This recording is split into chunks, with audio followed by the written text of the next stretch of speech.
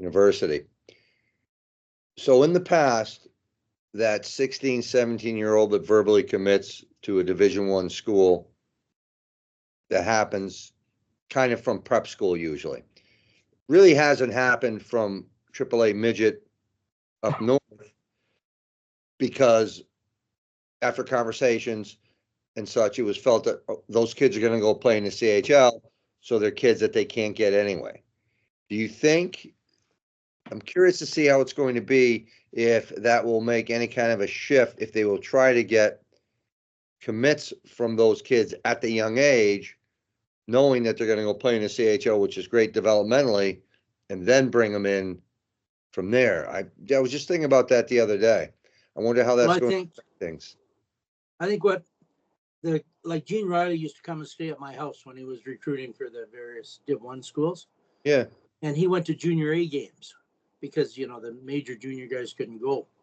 Right. And like one of my assistant coaches, Mike Schumi, I think his son played at Colgate. I can't remember one of them, but they had him play 2 more years as a junior. They wanted him when he was 20. So he went there and he played 4 years, and then he played 1 year in Europe. And it's going to change a lot. I've heard they're going to increase the amount of scholarships. But I heard that coach of Michigan talking, and he's saying, well, why would you want to go and play, junior A or whatever, where you're playing a whole bunch of 16-year-olds, when you can be here and, play against men and be NHL ready almost when you leave here. That was his deal. So he's thinking that a lot more of the top players, will go to, maybe play a year for the Hitmen in Calgary or something, and then head there when they're like 19 or something. So, that was his thought anyway. So he thinks they'll get them younger. No, as opposed to being that 20-year-old that comes. I mean, that year. I think the really good players, you want them when they're younger, right? But like this Mike Shumi's son, he was a big guy, probably good solid third liner. I think if a guy like Celebrini played at 17, right? So the real guys that are obviously going to be stars, I think they're probably getting offers from everybody. So right. So that's the, if you want to call it the 1% or however you want to word that, that's that kid. But I'm thinking more about the kid that's going to be the kid you're still on your team, that a third liner, maybe a fourth liner. That kid probably wants to play as long as they can until they get to college, to give themselves the best opportunity to be mature. Because if I know that I'm going to be going to a team where there are 18, 19-year-old freshmen, and I can come in as a 20-year-old, I may not necessarily have the exact same skill set, but I should be older, bigger, stronger than you as an 18 or 19-year-old. Yeah, and that's what the coaches thought too. That's why they would tell guys play, and they get them when they're done or maybe only 1 year left, but they kind of tie them up. So you can change your mind now if you've committed. Well, yeah, I mean, you verbally commit. You verbally commit. You can't sign until you're 18. Okay. And you see that pretty often in preps. I mean, you really do. You see, schools going after a kid when he's 16 years old, and they verbally commit. Then that kid over the next 1 to 2 years maybe really blossoms, and now all of a sudden has other opportunities. So they decommit from school X to go to school Y. So once you sign that piece of paper, you're committed to that school though when you're 18? Yes, once you sign that, now you're committed. But before that, it's a verbal commit. Because I would sign, wasn't legally binding, but I get a player to sign a thing aloft, and they put it on the internet. So and so signed to play at SAIT, and I think they had the feeling that it was legally binding, but it wasn't. It was like a verbal commitment, because it's kind of like a letter of intent, I think. This is what I intend to do. However, I do have, like I say, an out if I'm 18, and it comes time to sign the NLI, which is a national letter. Well, I don't think I'm going to sign that now. That kind of thing. Yeah. Yeah. Well, and that's what we call it, as a letter of intent. Yeah, But I don't remember anybody backing out and going somewhere else. yeah. I mean, there used to be a lot. I feel like there used to be a lot more. I don't know if integrity is the right word or not, but if I knew that I went to a tournament and I talked to Tom Malloy, and Tom said, "Coach, I really appreciate your time, but I verbally committed to school X, and that's where I want to go," I would back away. Now I have to back away, right? Because you've told me that, but all of a sudden somebody's uncle, friend, brother, sister, mother makes a phone call, and now I get a phone call from Tom saying, "Hey, um, I understand that you guys might be interested in me. I'd like to talk to you." So there's that kind of stuff that, unfortunately, I think it's always going on to some degree, but it seems like it's more than it used to be in the past. Yeah. Well, aren't they flipping schools and football all the time now? They didn't seem to do that before.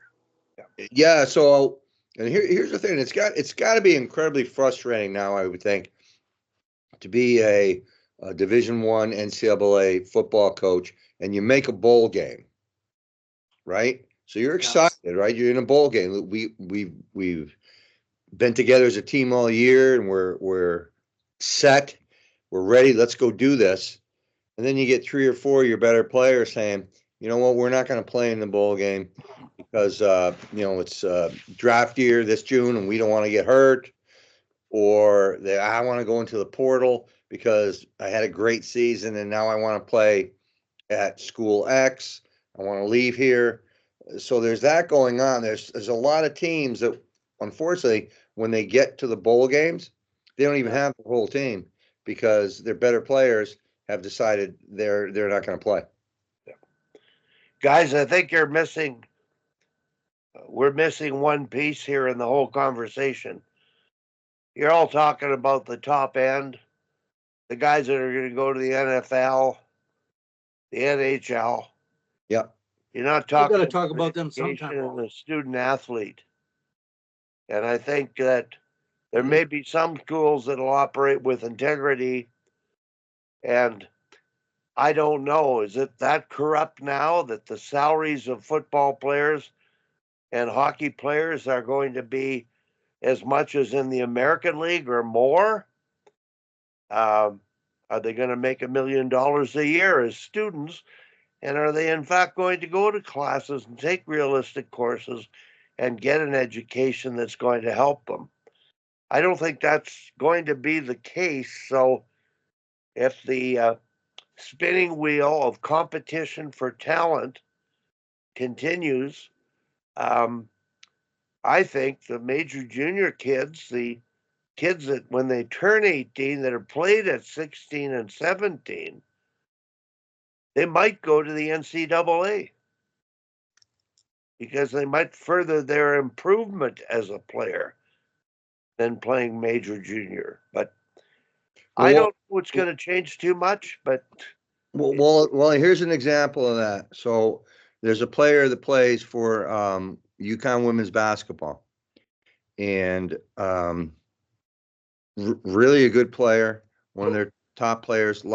Unfortunately, a lot of injuries over the years, but she signed her NLI for $1.4 million.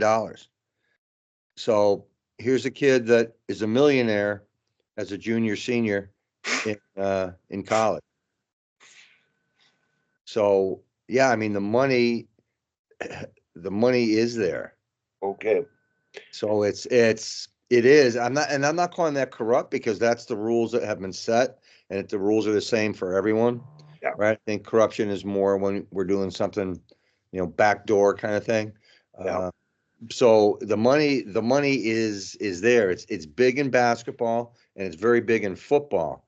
Yeah. Not as big in hockey simply because the money isn't there as it is compared to those other sports. Yeah, like I can't see Bemidji ever doing that because they have to raise money to keep the program going every year.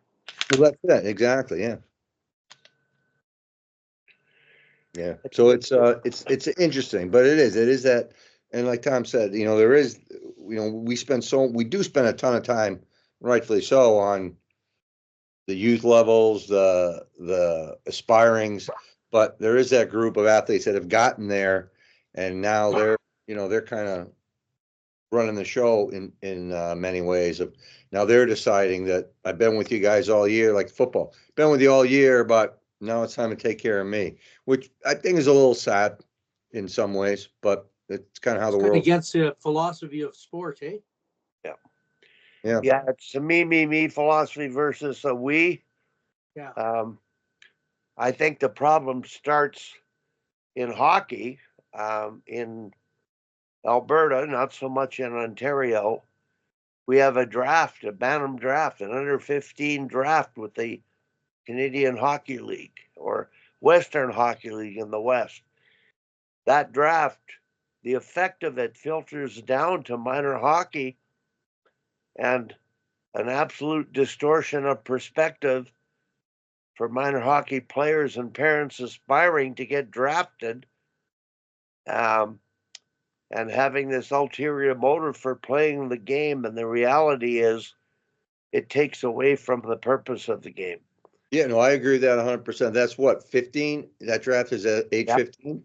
So here you are, you're telling a 15-year-old kid, which, having had 15-year-old son, right? 15 years is age for some reason with teenagers is it can be a pretty challenging age for those kids to navigate because there's so much going on.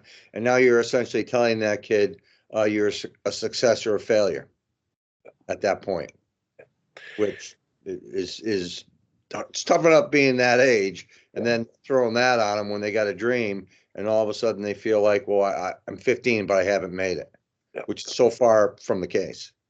Well, I think they're driving kids out of hockey in our province because they've gone down to U13 elite hockey, and we were getting a huge dropout at bantam age because that's when they had that. And if kids didn't make that quadrant hockey that we have, the elite hockey, AA, AAA, a lot of them quit. But now they're doing it. I mean, only half the kids have even grown yet. Yeah, I think it's to Wally's point.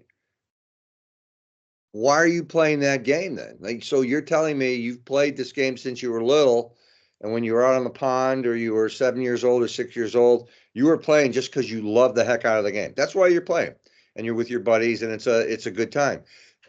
So somewhere in there's these outside influences that, well, I'm not going to make it, so why bother? Well, why bother is so you can have that camaraderie. You can see how far you can take it. And again, it's not over at age 15, but we've set these kids up to feel as though, if you haven't made a prep school at a certain age, or in your case, you haven't made that AAA team or you weren't drafted, well, you're all done. It's over. You might as well just hang them up. Well, you're not playing for the right reasons. And what happened that someone didn't teach you the right reasons to play the game? Yeah. Well, it's unbelievable. Like I just went through it with my grandson, and he got drafted in the bantam draft by Regina. Then he almost got his bicep cut off, and they dropped him. They thought he'd never recover from it. And but anyways, he played 3 years of junior A. Got offered, a lot of Div 3 things, but I'd say, Aiden, maybe you should play lacrosse and some other stuff, not just hockey. But he'd be getting calls this time of year like crazy to join this spring team. He never played anything but hockey. The pressure on, the kids all the time. Everybody's telling me, you got to do this, you got to do that. You'll never, if you don't play on this, if you don't play on that, the outside pressure is tremendous to these kids. It takes the fun out of it. I mean, I don't, my grandson's 7 now. I don't want him feeling when he's 13 or 14 that, or at any age really, that ice hockey is a job until he's actually getting paid. if he is, and it's a job, then it can be a job. Well, it's unbelievable. Like this team I have right now, they go 6 days a week. There's mental training on Monday. We practice Tuesday. There's weight training and something else on Wednesday. We practice tonight. Friday they have, can't remember. There's something else on Friday. Then we play Saturday, Sunday. They don't. It's just never ending. Like every night they've got something. These are 13, 14-year-old girls. And you wonder, do they need all this? Like. Well, Tom, do they ever ask the girls, do they want all this? Or do it's just accepted because adults who are perceived to know, quote unquote, are setting the rules. So I guess this is what we got to do. I think they feel that they're pressured because of, these sports schools are after them.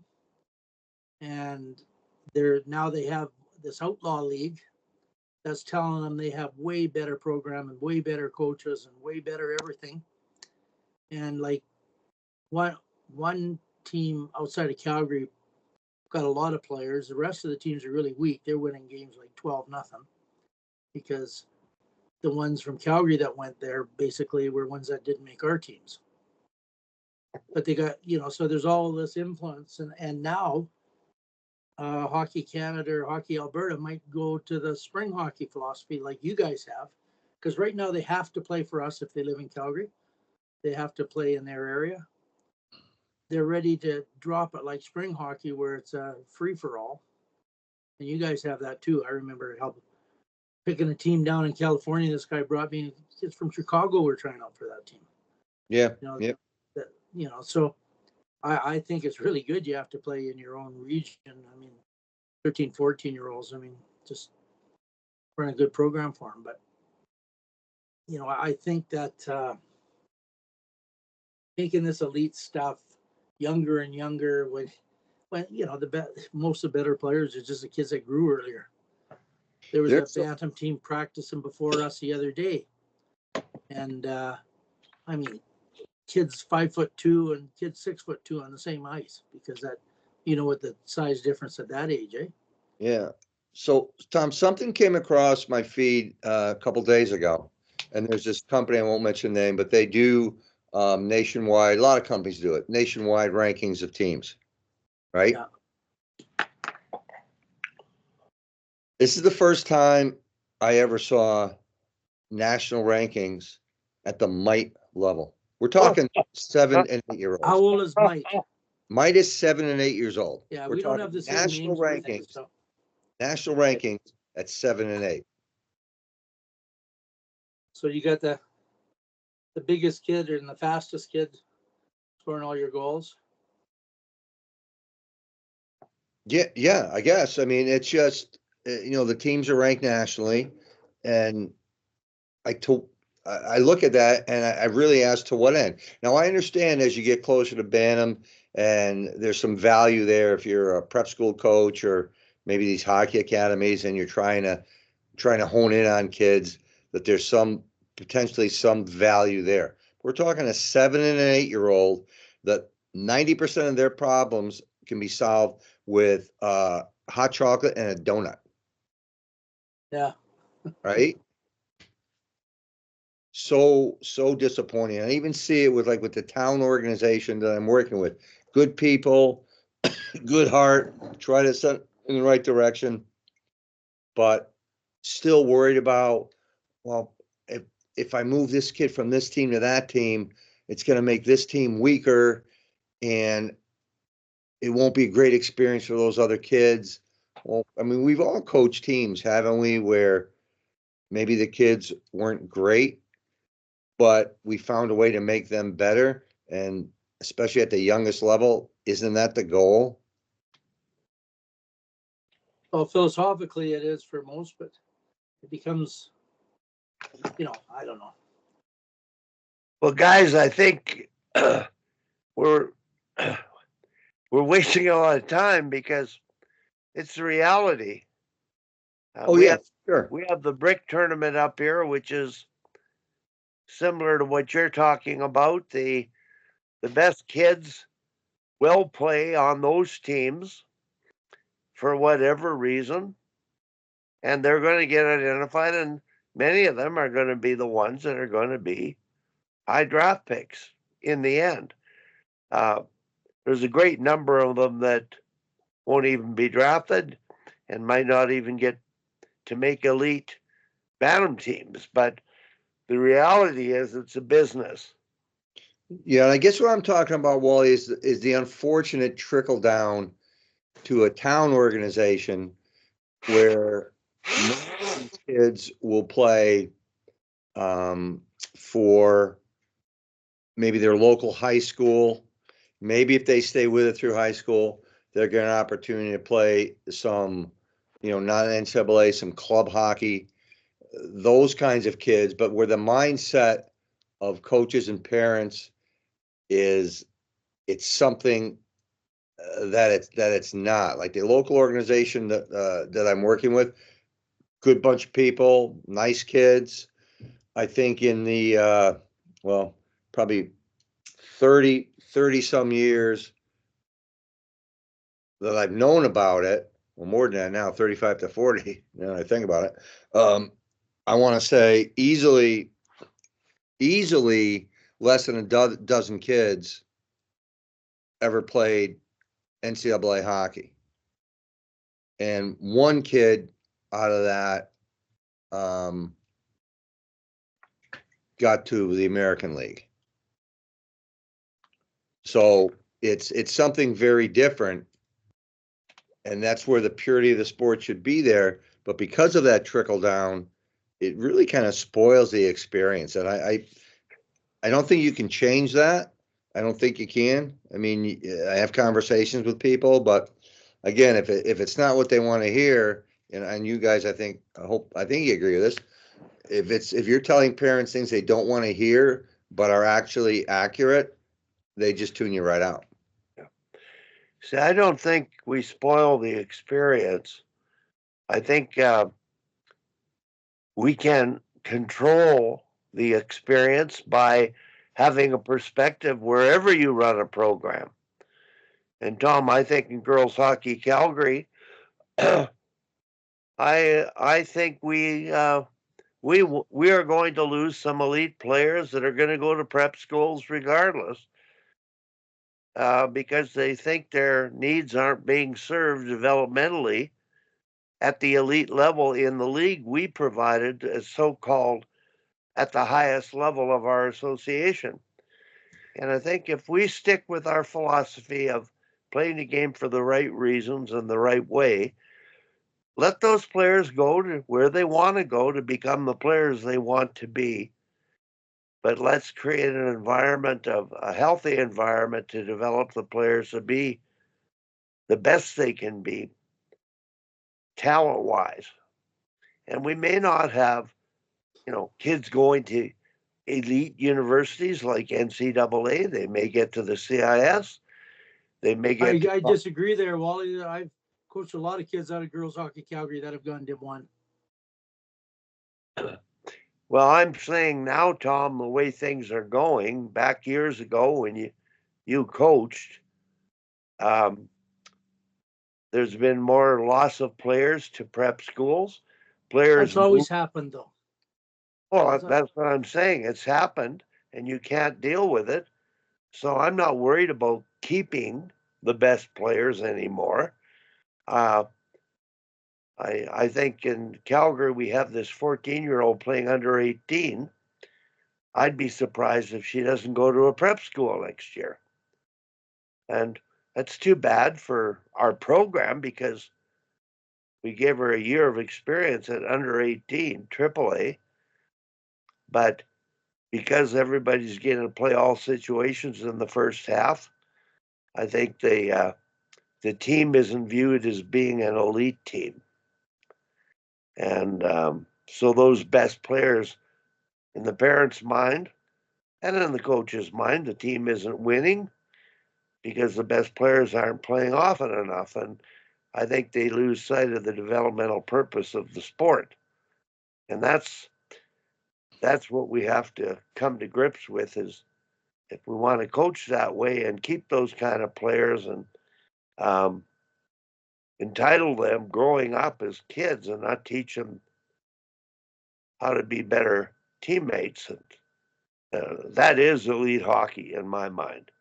Well, is that 18-year-old someone that has gone through the program from the younger ages up till now? No, she's played boys hockey. Okay. Last year was leading scorer on a U15 boys team. And it's sort of like the kids that have been given status to move up to major junior at a younger age. She would fall into that talent category. So I guess one of the questions I have, and this is something that I asked down here too, is why do we get upset when a really talented player has made a choice, their family made a choice that to do something that they perceive as better for them? Are we upset because it's an ego thing on our part that, hey, we can do a good job, you shouldn't leave here?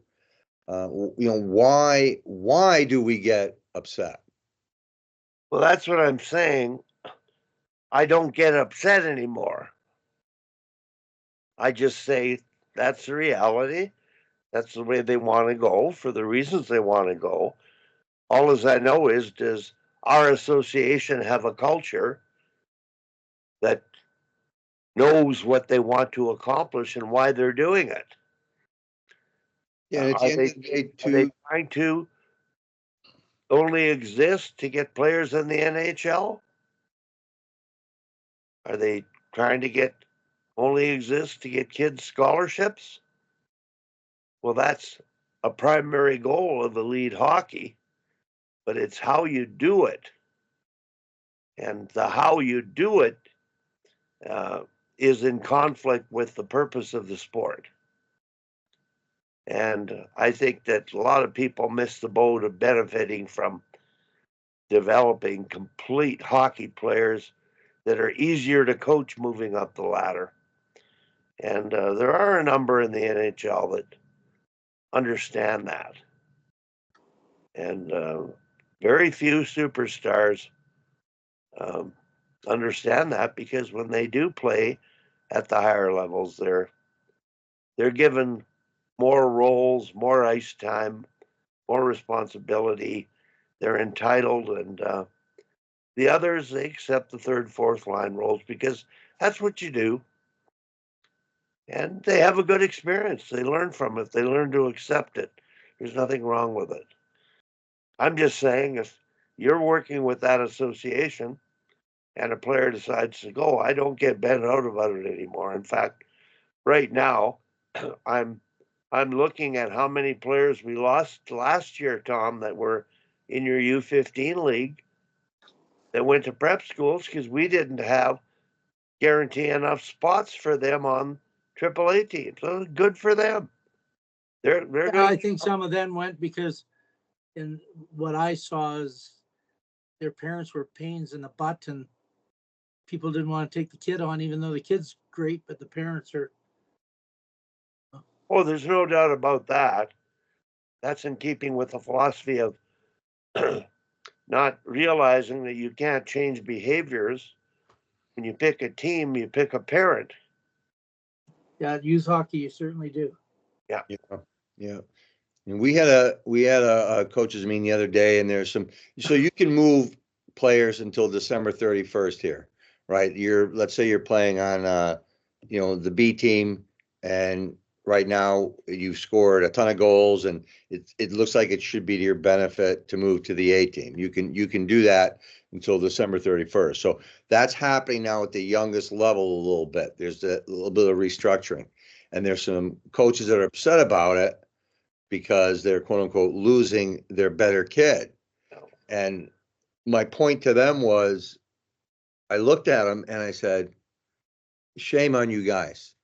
Shame on you guys because you did your job. You went and developed players and you made them better. How dare you do that? Tongue in cheek, right? And they just stared at me and they didn't know what to say. I said, you did your job. You're supposed to be developing players. That means you can coach. So you should be nothing but happy about this. And you get more kids now to develop. Yeah. But again, even like I say, trickling down to the lowest, youngest level, if you will, there's still that we got to win or it won't be a good experience for the kids. Yeah, it's harder experience when you don't win. I get that. But like I say, at that youngest level, there's so many other victories that I feel like if you're a good coach, you can set these goals for these kids. And when they achieve these goals, that's a win. And then eventually, if you do enough of those and check enough of those boxes, you will win games. It's just nice to have, when you think of this, and it's nice to have, the better players because they can do more and you can do more with your team and all that. It's, and there's no guarantee, like all these people leaving, like the girls hockey Calgary, where are they going to get a better coaching staff than I have? They're not. With but my son and I's experience, and we got the most famous hockey woman in the world as an assistant coach, with Cassie Campbell. Where else are they going to get a better training than that? But they leave anyway because they get to pay $35,000. It's so interesting, Tom, isn't it? So what other profession? So I go to the doctor, right? And when I get my hips replaced, right? Am I telling the surgeon that no, don't replace them? No, you don't know you shouldn't be incisioning there. No, you shouldn't be doing the surgery this way. Do I tell them anything? No, but and I see this here. I don't know if you guys get it up there or not, but former NHLers trying to coach kids and the parents literally telling those coaches, you don't know what you're doing. Oh yeah, that's common. It's I remember incredible. Donnie Phelps, who coached Junior A, won some championships and everything for like 25 years. He said he never learned so much as when he went and coached a Pee Wee team. All the parents were giving him advice about everything. He said, geez, I thought I was a pretty good coach before I came here. Remember that, Wally? Yeah, I'm totally But right. I don't know any other profession where we do that. I can't think of anybody I go to and I tell them the way it's supposed to be. You might ask them, can you get to A, B, or C? But I don't tell them that they're wrong at what they're doing. Yeah, it's but it's not going to change. It's same discussions forever. Yeah, it's same thing as parenting, right? You're never a king in your own castle. Well, I remember when I was 12 and we were probably the best little league team in Calgary, right? And we're playing in the playoffs. And our coach, the umpire lost track of the count 2 or 3 times. And our coach was just going friggin' bananas about this. And we're all wondering is it that big of a deal? He pulled us off the field. And our season was over. Because he was mad at the umpire. I mean, so that kind of philosophy, like we're talking 1959 here. So it's been around forever. Yeah, and you're right, it doesn't change. I had a boy that was a captain of our team when I coached ACHA hockey. Great kid, ended up being a teacher in that. He graduated and was excited. So he coached a mite team for a local program. This is when they were playing full ice. And they certainly were struggling the first half of the year, there's no question. But he was teaching them and they were learning and getting better. And the parents came to him and said, the reason that we're not doing well is these kids don't know how to change. They don't go over the boards. Well, their noses are at about the top of the boards. So unless I put a bunch of milk crates, they're not going to go over the boards. So fast forward, what happens at the end of the season? He wins a state championship with his kids. Now all of a sudden he's the best coach ever. And they ask him if he's coming back next year because they're excited. And he said, no, I'm not. And they said, why? And he just said, because of you guys. And the Yeah. room got very quiet. And they lost a really good person and a really good coach just because they didn't let them do their job. I'll But tell you so a it's funny right. story about going over the boards. I took the Mount Royal women to Sweden and Finland. So for some reason, they only had one gate, one rink we played in Helsinki. Yeah. So my players are trying to go over the boards. And I was just shaking my head. They're jumping and they're falling down in the ice. I was just going, oh, because I had no idea how to run, out of one gate. Eh? And they probably just have units of 5. They change a lot more effectively. But Well, that's one skill that our organization has, because this particular rink that we play out of, both benches only have one door. okay. To the point where the organization has actually pleaded with the school that they rent from, could we put in another door? We'll pay for it, we'll do everything. And they said, no. I don't want you touching our boards. So they got one door, and so they all know how to do it. Yeah, well, you got to get that method, but it's hard when you don't know. I'm trying to Yeah. be really, Oh yeah, when you're on the road and you go to some place with one door, you kind of look at each other like, how do we do this? Because the benches themselves are probably kind of small besides that, so there's sort of nowhere to go. yeah. I'm doing my practice plan right now, so my brilliant idea, this will be our last one before Christmas. My brilliant idea is I'm gonna have two of the activities. I give the players choice between 3 different things. Well, the flow drill is between 4 things, and I'll give them for the next drill, so they can choose which one they want out of those ones. They know them all already.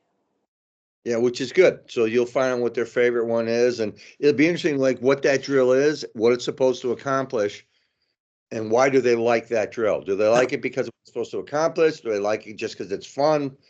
That's great. Well, they're all kind of working on the same thing. Like the first one is, I just got to this. It's passing, so we got names for drills. So between the machine gun, the dizzy, and the multiple pass, and they both accomplish the same thing. There's lots of passing, skating, shots on net. There's different ways to accomplish the same thing. Yeah, so curious to see, like, are they picking it because they like the name? Is the name cooler? So let's do that one, or yeah.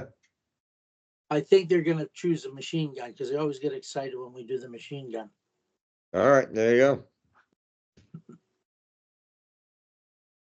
But anyways, But it is funny, like how you can not gonna say manipulate, but how we react to things. There was off the hockey topic quickly, but so there was a company that was in the States that would buy failing real estate projects. And what they found was when they changed the name of the street, people bought lots on that because there were names, and these were legitimate names. There was a name like Possum Hollow Run. They changed the name to something like Sunshine Way, and they sold the lots because nobody wanted to live on Possum Hollow Run. yeah. Tom, your machine gun drill. I have the question: is that a deliberate drill? Well, it's a real flow drill. Yeah. You need 16 players to do it efficiently. Yeah. What I'm saying is, passes are made to the same place with timing, and shots are taken from the same place with timing. So, from a coaching point of view, I've watching teams over the years, I'm saying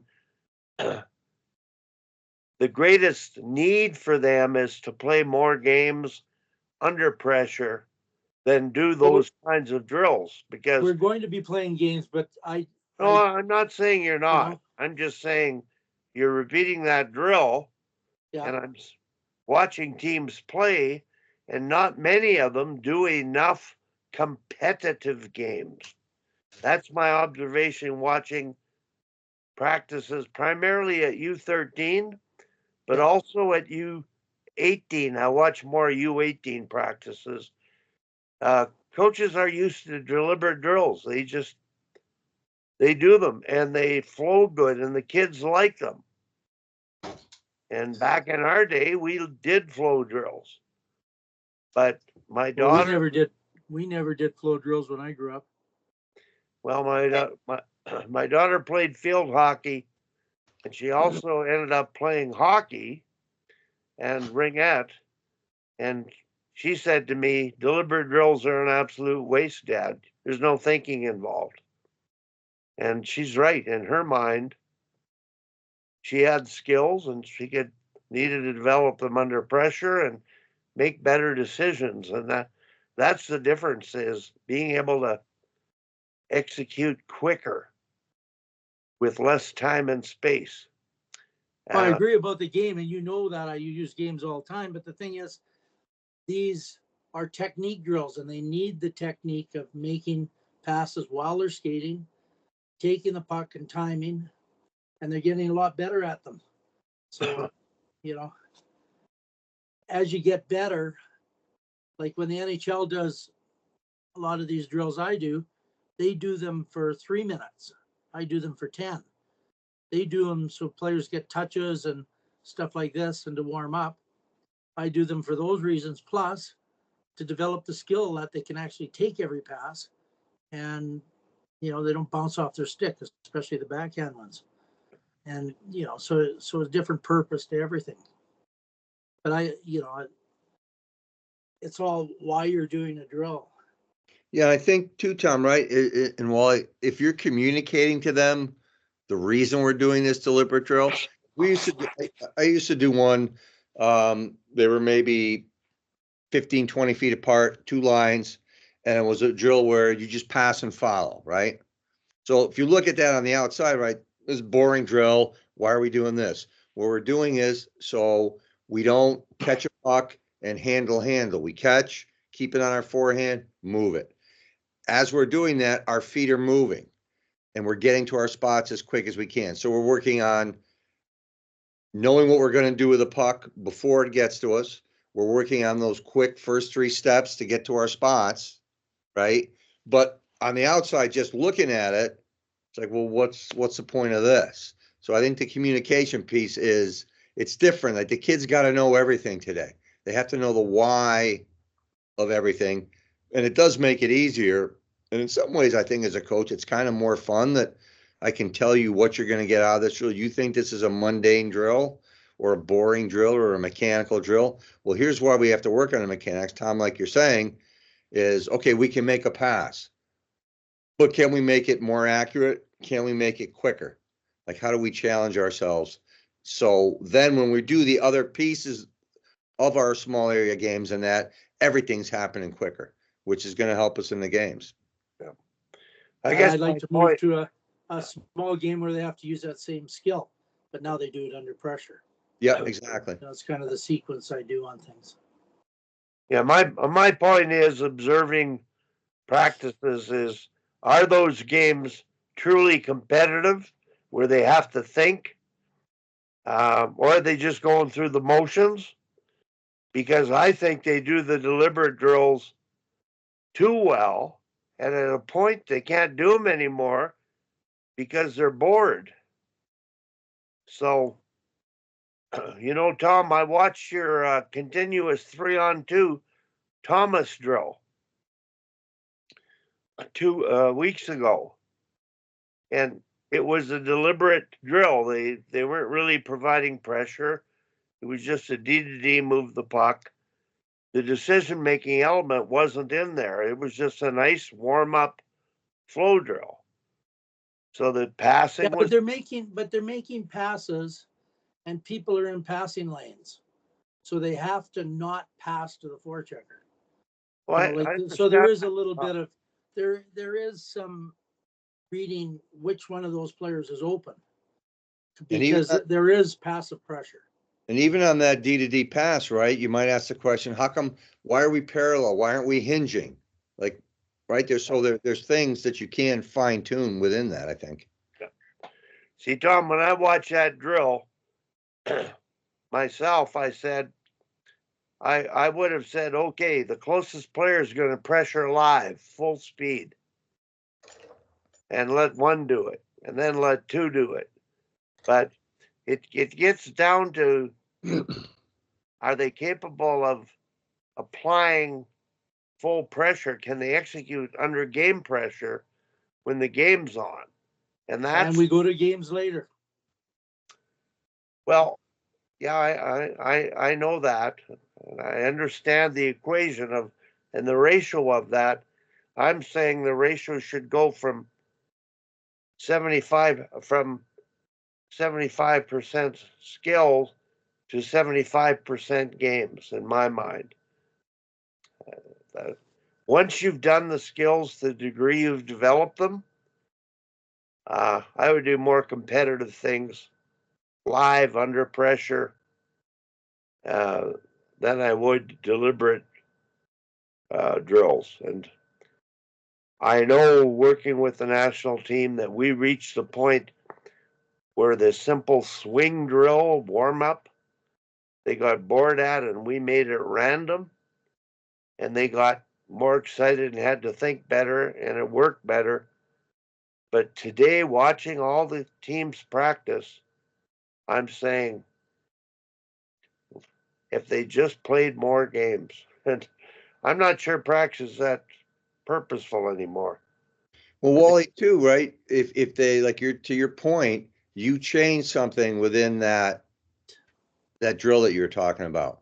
So that kind of comes with being a better coach, is once they master it, we can maybe still do that drill, but I can change it and tweak it a little bit so that it is more challenging and they do have to make decisions. So maybe if it's a simple drill where you pass to a D and they go D to D and then they have to find that forward swing, and maybe it's a pass that's in your D's feet, or maybe it's a pass that you bounce off the boards that they have to go pick up. So you can add more game-like skills to it to do, to your point, to make it more challenging and more interesting and still get what you're trying to get out of it. Yeah. No, I understand that. You can practice deliberate bad passing so they can receive passes. Been there, done that over the years. And I'm just saying, at my age right now, watching everybody do everything. Last night, Tom, Ben's U18 team,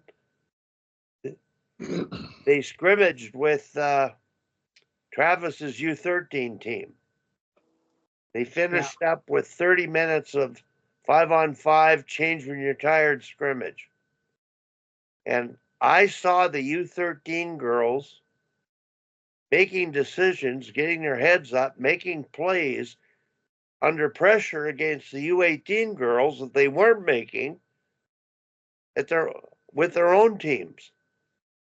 Whether they're excited or nervous or realize they have to think quicker, they did, just from playing the game, a scrimmage, plain it simple. And I said to the head coach, I said, boy, I think I'd scrimmage a lot more and play games a lot more. And this constraints are good, and all those kind of things, those special rules add to the purpose of what you're trying to do. But it's just that not many coaches like you, Peter, and you, Tom, can put in those little rules that make them deliberately pass at the right time and make a number of passes. And Tom, I did mention to Jim, you had that one pass rule and you scrimmaged, and they really couldn't get a pass through the neutral zone to gain possession in the offensive zone. So that deliberate drill, to me, as good as the rule was, they're now so fast at passing, it's almost like in a game they've got to gain entry under control, whether it's a chip, whether it's a corner dump. No, they just had to pass one every zone. After that, the player that got the pass can enter the zone or make another pass. It's no. Well, you said get to the middle of the ice was something they would help them do that drill. Well, that's kind of a mantra all year, is to try to get the puck carrier between the dots. Yeah. Because they tend to go wide, pass to the middle, and then of course the player in the middle is taking the pass with surrounded by people. There's suicide passes half the time. Yeah. And so that's kind of seems to be a common thing, passing the middle. And it's getting better, but. So the game I'm playing after I give them the choice is going to be 2 passes at each end. With one rule, goals have to come on given goals, because that's another habit, is they pass and they watch instead of passing and going, getting, given goals the best play in the game, all games.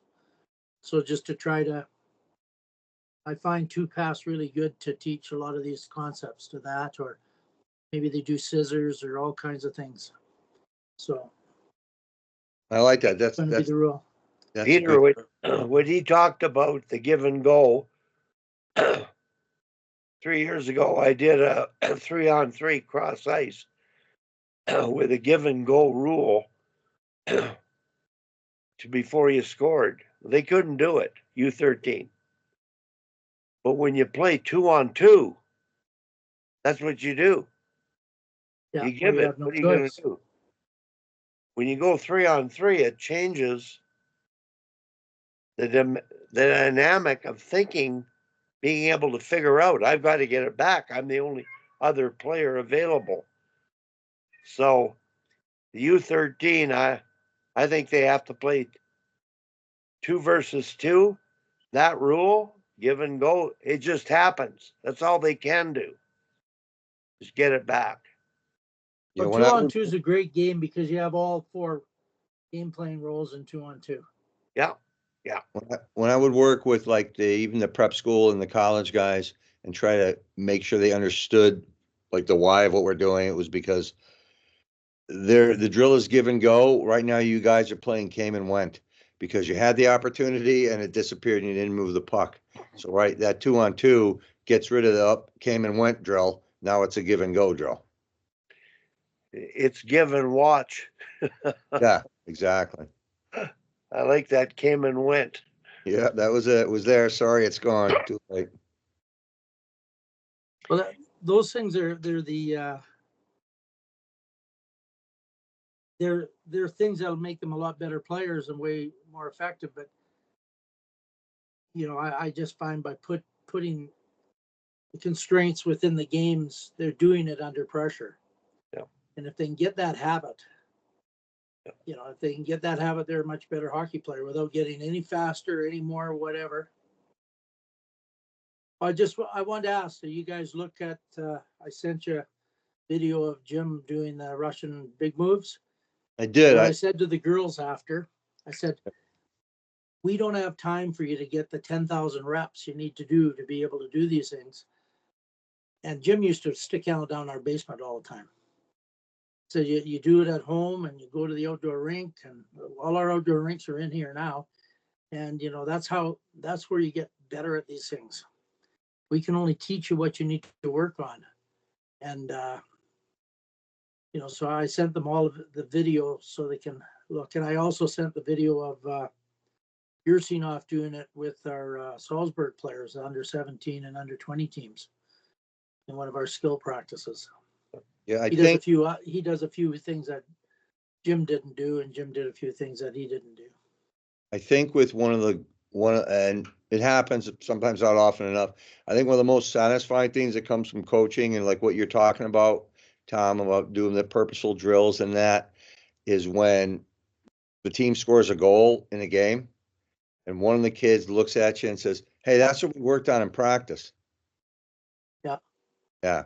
Doesn't happen often enough, but I think they recognize it, but they don't. It'd be nice to have them verbalize that a little bit more. But I think that's one of the most satisfying things when they recognize it. We did this in practice, Oh, here's how it applies. Well, Jim showed the fake shot, push the puck out, then shoot. You know that. And Calgary lost to Boston in overtime. Pasternak did exactly that. He went down on Anderson, made a fake, dropped his shoulder, pushed the puck out, and then fired it and beat the goalie and won the game. So you changed the angle and missed the defender. So it was kind of neat to see, right? Like it was 2 hours after Jim showed it. Yeah, exactly. Hopefully they saw it and they understood it. Showed at the NHL level. It's hard to dispute that it works. Yeah. I guess my point, Tom and Peter, is everybody plans a practice. They do deliberate drills. They do random drills. They have constraints, competitive games.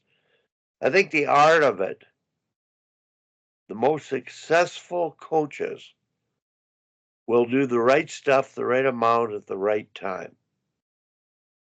So I sit back and observe and I say, deliberate drills at the U13 level, which are NHL flow drills, they're starting to be able to do, but they can't play the game. I watch them play with the U18s and they can play the game. 5 years difference or 4 years age difference. So I'm saying we're overestimating the value of deliberate practice. And I'm guilty of that because when I ran hockey schools, I didn't do flow drills. I did deliberate paired passing, stationary, individual skills. They got their damn 10,000 reps in the 1 week of the hockey school. So right now I'm saying, okay, it's mid-season. It's this age group. What are they ready to do? And they've got to learn to think and make decisions under pressure. And I think the more they do that at practice now, not at the beginning of the season, but now, the results are going to show. This is going to make better decisions under pressure. So that's just my opinion anyway. I think it's right stuff, right amount, right time theory. And last night for me was a eye opener because the head coach of the U13 came over. He says, my God, their heads are up and they're passing. They can carry the puck and look ahead because they had to. They won't do it at their own level because they don't trust their teammates. And they haven't learned to trust and respect their teammates to share the puck. So what you do at the U13 level, the U15 level, the U18 level, wow, it's an art. You got to push. Well, I've got 3 U13s at practice tonight. I got 2 of my girls have gone to Hawaii. You recognize the Herman girl, the forward? Did she skate with you? Yeah. How did she do, Tom? Oh, she did all right. And you had the Percy girl, who's a heck of a good skater. Did you notice her? Yeah, they both did okay. We're going to play a lot more games today. So Tuesday, Jim can be there, and we flipped the power play groups. So, Yeah. There wasn't as much game situation as there will be tonight. I like to have lots and lots of games on Thursday because we do that team play. I got to take advantage when my coaches can be there. It'll just be Emily and I today because Cassie's doing stuff for ESPN. I think might have done a game last night. Maybe she does a game tonight. I don't know. She said she was going to Boston and New York, so they probably play Thursday. She'll probably come back tomorrow. Peter, how much of your knowledge and experience are you able to give to the Minor Hockey Association? What's worked? What have you learned? So I for me, what's worked has the individual that had the position that they were using was pretty dictatorial in their approach. Yeah. Whereas what I've been trying to do started again, only my second year into this, takes time because it's mostly the same group of coaches with some little bit of adjustments through there in a positive way, of getting them to find the answers, trying to give them information. I'll do everything. I'll send them clips, like some of the clips that like you guys send. Obviously, I'll send those. Some other things, talk about other tactics, talk about the mental piece, talk about structurally things you should do. But at the end of the day, them being the ones that are in charge of it, instead of going to a practice and saying, hey, everybody get over here. Here's what you got to do. That was his approach, which people aren't very receptive to that, because my feeling is if you are made the head coach of a team, there's a reason you're made the head coach of the team, and I need to let you be that head coach. Doesn't mean can't help and guide a little bit, but so the biggest thing I've found, just like it's important that as a coach, right, you let your players make their mistakes and they have to learn from that. It's harder when it's the coach at the youth level making mistakes and they have to learn from that, but sort of being in there to guide them when it looks like something isn't working. You have conversations with them, then you can impart some of your knowledge, as opposed to being dictatorial where people will just tune you right out. I'm going to have an interesting thing. They're trying to get their hockey program going in Jasper again. They just put in the ice 2 weeks ago. So the Gaston and I have kind of volunteered if they just, feed us and all this kind of stuff, give us a place to stay. So yesterday, there's 3 groups, all the age groups, right? So yesterday I got a text saying, do you mind if the coaches come on the ice with you? And I said, sure. So it'll be interesting that'll be an interesting thing with the coaches on the ice. Yeah. And I don't know who they are, right? Yeah. And it is. And there's a little bit of irony there, because I'm sure you guys get the same thing. You have people that, like, I've got friends that coach Division I hockey that will call me up and ask for my opinion on things. Yet I can't get the coach of the 7-year-old to do what they probably should be doing. Right? Unless I approach it a certain way with them. Again, you're never a king in your own castle, and it's just difficult when you're just listen. I mean, like for me, I really don't have any skin in the game. I mean, I got a grandson that's playing, but that I'm not really involved with his team, so to speak. I'm there to kind of mentor the whole organization, including the board, because I've seen so much over the years. But getting people to understand the way to approach certain things and get success, which I'm sure is what you're going to be doing in Jasper. Peter, I've got to make a point here. I worked with the U13 coach. I knew what he could do, needed to do. So I asked him, what do you need to work on? He said, Wally, I don't know what I don't know. And that was the reality. Yeah, but there's a good coach, right? There's somebody that doesn't have an ego, that is reaching out to you essentially and saying, you know what?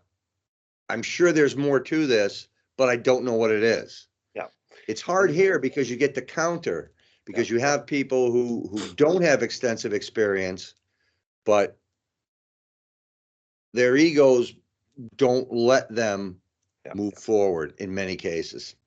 And you have to let them fail and ideally come to you and say, this didn't work. What would you suggest? It hasn't happened. And Tom, I know years ago you mentored for P3 voluntarily. I arranged for 8 very high level people, paid good money to go out and mentor hands on with coaches. And Tom's, you said you would do things differently if you did it again. What would you do differently if you did that role again? Well, I think I just ask a lot more.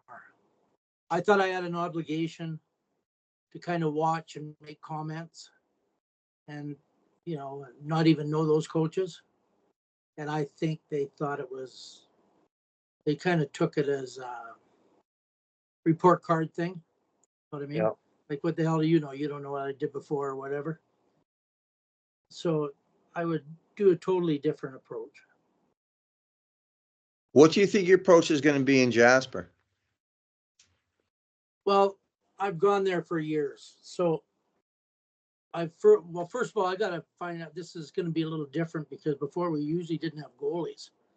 So I just use little nets, but these are teams. So I'm assuming they'll have goalies, and there's going to be like 2 age groups at once.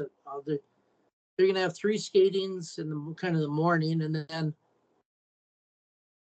I'll have 1 hour practices with 3 groups in the afternoon. So I got a question. How many of the coaches have been at your school? I have no idea, Wally. I have no idea in the world. I'm just going in there totally blind. It's like when I went to the Czech Republic, and 35 hours traveling to get there, and they said, you're on the ice in half an hour. And one guy spoke English. So I going in totally blind, and you just do what you can do and adapt as you go along. Well, my point is, if you've been on the ice with coaches or coached them, they'll respond to you because they know you and they understand what you were doing. I would guess that some have been at our stuff. Yeah. And apparently there's going to be a kid that plays for Nate. I'll be there to help as well. Yeah. I have a coach working with one of the U13 teams, and I'm talking to him about this drill and how I would adjust it. Just, he's not running the drill. It's a paired mirror drill moving laterally. And he said, I know, I did it at your hockey school years ago. Yeah. And I didn't interrupt him and say, well, let's stop it and do it, because he's the assistant coach. Yeah. But when you have people that have done something you've done that worked before, it's a chance to go back in time and repeat it. And I've told all the coaches I work with, Peter, I give them a drill in the morning. I record it on my phone. I diagram it. I send it to them. And I expect them to run the drill, learning how to operate the drill. They have to run it. The first practice. I'll guide them. I'll work with them on it. And then they have to repeat it so they accomplish the drill purpose. That's the biggest thing they don't know. How to run the drill to accomplish its purpose. Yeah, and that's a factor here because USA Hockey has their ADM model, which is a lot of small skill things, small area games, and they've got it set up very well as far as you don't have experience, you can follow the drills. However, to your point, really understanding what that drill is supposed to accomplish, and then if for some reason it's not, having the ability within that drill to tweak it in the middle of your practice so that you can accomplish that becomes the challenge for a lot of these coaches.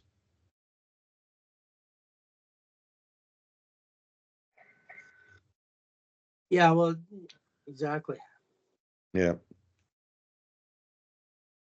But it's hard when you get people that have really no experience, right? Well, it is. Again, like we always say, the best thing about youth hockey is volunteerism. The worst thing about youth hockey is volunteerism. Yeah. It is. And it just, if you can go into it like anything, anything I've ever been good at, I've gone into it with an open mind.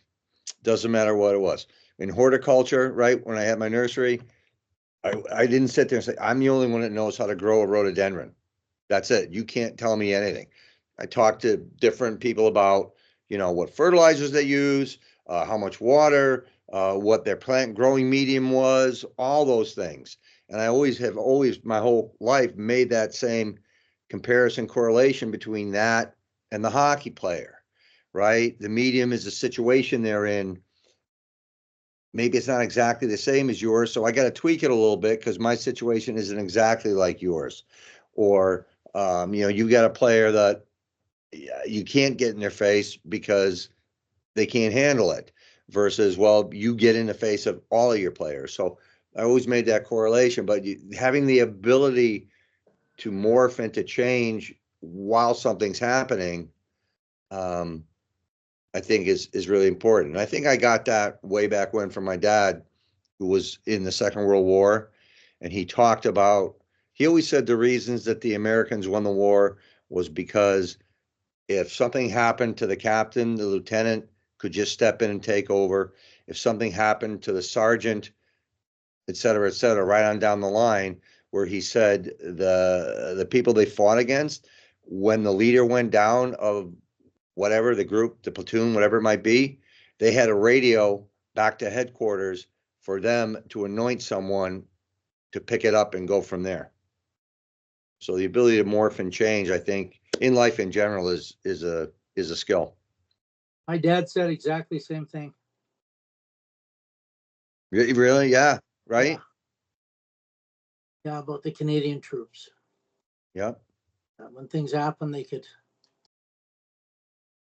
adapt on the fly, eh? Yeah.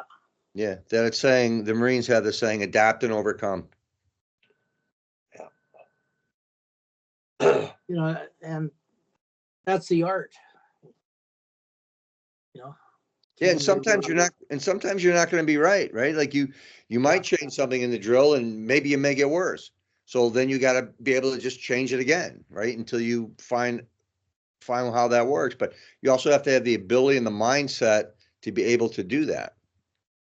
Peter, I've got to put in an American plug here. Okay with that. Years ago, it's a Marine story. And the troops are preparing to go to Afghanistan where things are ugly. And the message that the leader gave them was go there and do good. That was it. And when I was working at Hockey Alberta, working with a young leaders group, I told that story. I said, your job is to do good. And we're not in battle. They're not trying to kill you. But whatever you do, try to do good. Do some good. Accomplish something for the purpose that you're being there for.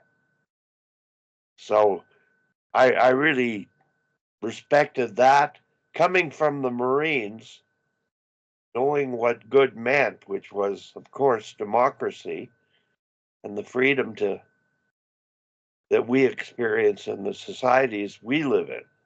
Yeah, and you're right. And that the key there, I think, is they were taught what doing good meant. Yeah. So do these coaches understand what doing good actually means?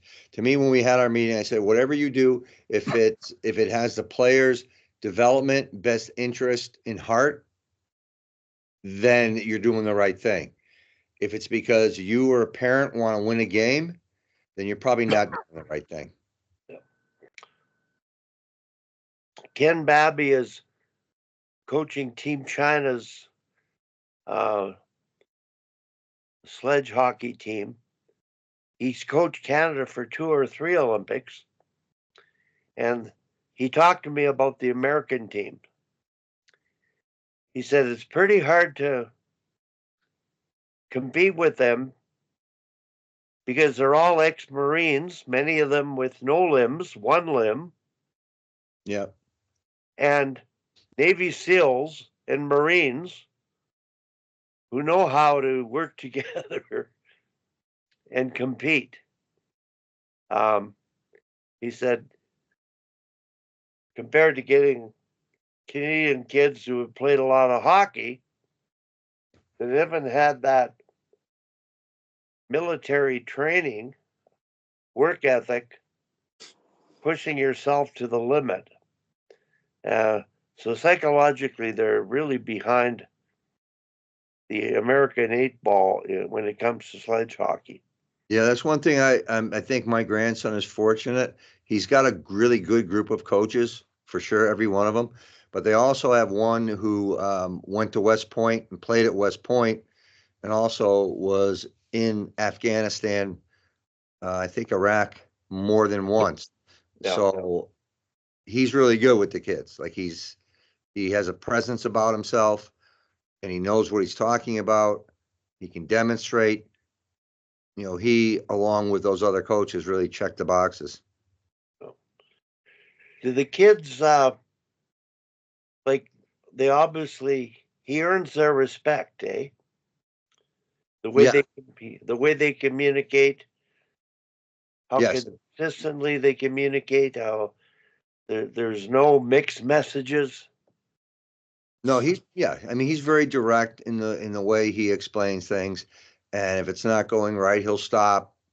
He'll talk to them. I mean, the biggest thing is when you're dealing with 7 and 8-year-olds is to keep them engaged and not chatting in line, not pushing each other in line, not picking up snow with their stick and throwing it. I mean, those are the challenges when you're dealing with first and second, well, mostly first year mites, but second year mites to some degree too. And they're fortunate to have him and the other, like I say, the other coaches, because they all have that same mindset. So,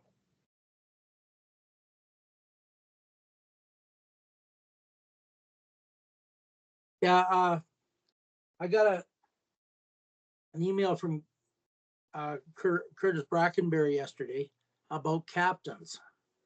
Because he's working with some teams down. I don't even know where he is, and some U15 team, and he wondered if there was any documents about training captains or anything. And I said we discussed it on one of these meetings, but I can't remember if there was. Does quite a bit on that. put him in touch with Hal Church. Well, I did. I sent him. I said I'm pretty sure I'm pretty sure he had something, but so I don't know if they've, if he contacted him or not. Yeah, the leadership and development of captains is something that we need to educate coaches in. It's one thing to select them; it's another thing to develop them and guide them in the process. And I really had a unique thing happen, Tom, at the U13 tournament at our showcase. I went to Red Deer, and I just happened to arrive early enough where the coaches were meeting with their captain leadership group. So they had their 3 captains, and they had their 3 other people who were leaders, but expected to be captains and weren't. And those second year players were becoming a distraction because they were criticizing other players on the team during games. So the idea of how to handle this came up, and they did a great job of dealing with it. And I was really quite impressed with the level of just conversation about the type of communication that they're making. But if they hadn't brought those other leaders in who wanted to be captains and had the conversation about how your body language, how your criticism affects your teammates, they cleared the air about that. And it probably had a great impact on how that particular game was played.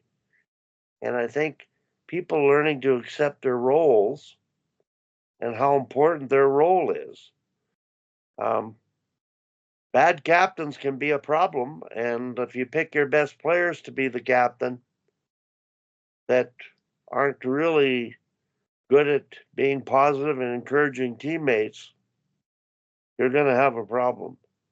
Tom, I'm not sure if this is helpful to you or not with what you were saying about with your friend there. I'm not sure if I got this from you guys or not, but it's backwards.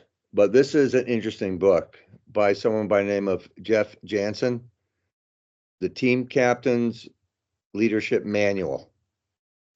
It's an interesting read. How old is it? How old is the book? Yeah.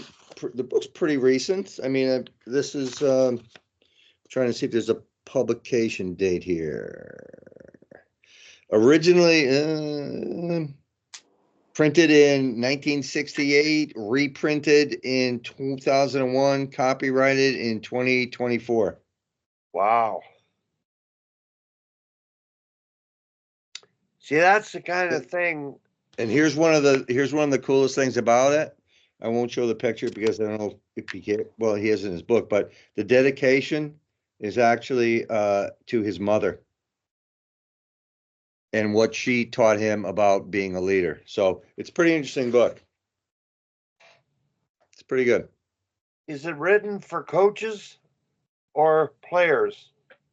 Well, I mean, it's what he calls a manual. So I mean, it's everything. It goes from personal responsibility, which he has. So he's got a series of books. There's one called Personal Responsibility, which is an athlete's responsibility manual that he's written. Team Accountability, which that kind of speaks for itself. There's an athlete's commitment manual. This one is Team Leadership Captain's Manual. Then there's another one that's Championship Culture. Then there's another one about holding people accountable. So he's got 6 different books dealing with those. Peter, his name is Jeff with a J, Jeff, Janssen. Did he coach some of the U.S. national teams?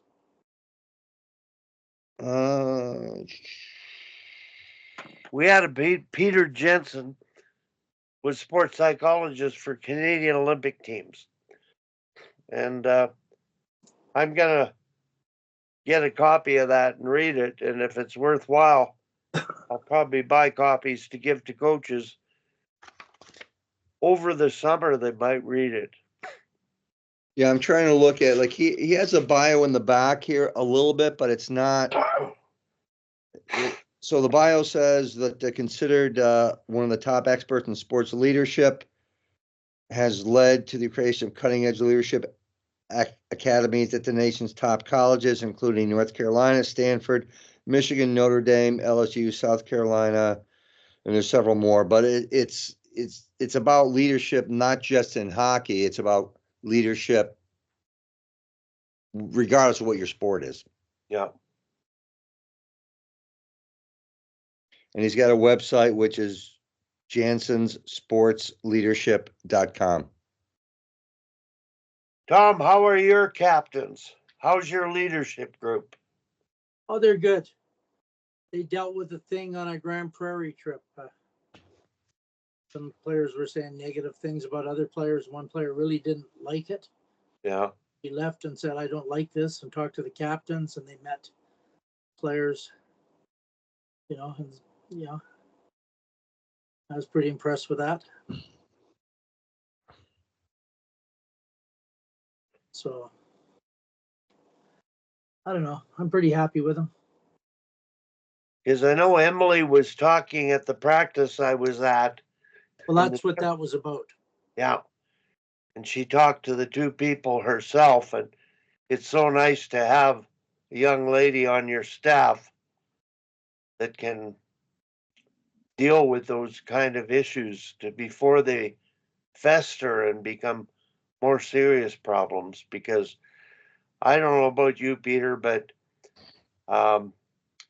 in female hockey, there tend to be clusters of cliques. And I guess talking about leadership, the New York Rangers appear to be in a bit of a hodgepodge right now. Yeah, they actually just traded their top draft pick there. Kaku got traded to Seattle for a player. I and was hoping Calgary would get that guy. Yeah. I think part of his struggle was the fact that Lafreniere really blossomed there quickly, and he hasn't. So I think there's just my personal feeling, that's got to be some pressure on you being who you are, and you're not having that kind of success. So Was he the captain? no, No, it was he's about the 22. captain was Truba. Truba was a different issue, I guess. But this was Kaku, who was their I think he was a first rounder. Yeah, he's from Finland, but he was one of the top players at the World Championship as a 19-year-old.